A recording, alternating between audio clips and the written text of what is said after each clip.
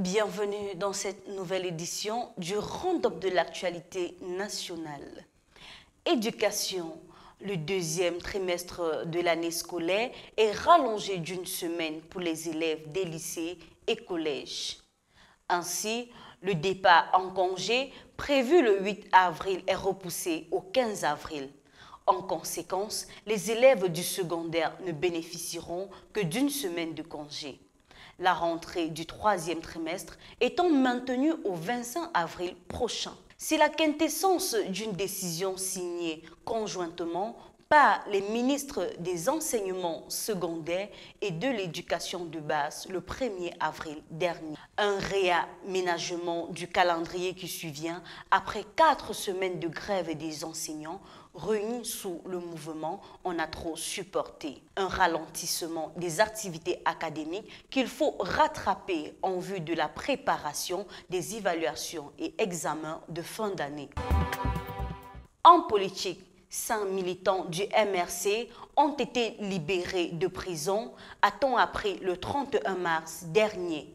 Ils avaient été condamnés en 2020, notamment pour des faits d'insurrection, manifestation illégale et attroupement après avoir participé à une marche de protestation de l'opposition interdite par le gouvernement le 22 septembre 2020. Selon le mouvement pour la renaissance du Cameroun, les 5 militants ont été libérés après avoir passé 18 mois à la prison de Newbel. Ils étaient donc arrivés au bout de leur peine de prison, selon le porte-parole du parti de Maurice Kamto.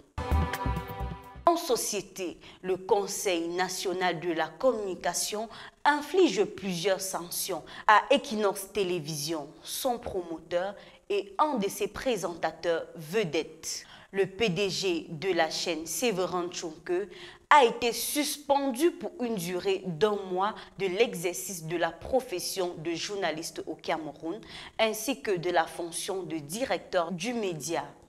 Par ailleurs, le journaliste Cédric Nouffeleux est lui aussi suspendu pour une durée d'1 mois. L'émission Droit de réponse que présente le journaliste est suspendue de diffusion pendant la même période. L'organisme de régulation de la communication sociale les tient coupables, entre autres, d'affirmations et accusations non fondées ou encore déformation de la vérité au cours de leur programme entre le 27 février et le 21 mars. En sport, les supporters algériens ont du mal à digérer leur élimination par le Cameroun lors des matchs retour des qualifications pour la prochaine Coupe du Monde de football.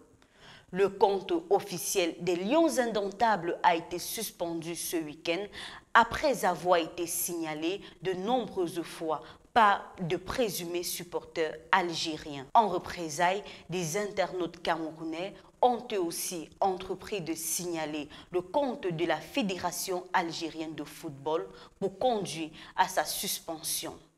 C'est tout pour ce tour de l'actualité. Rendez-vous sur notre site www.cameroun-online.com.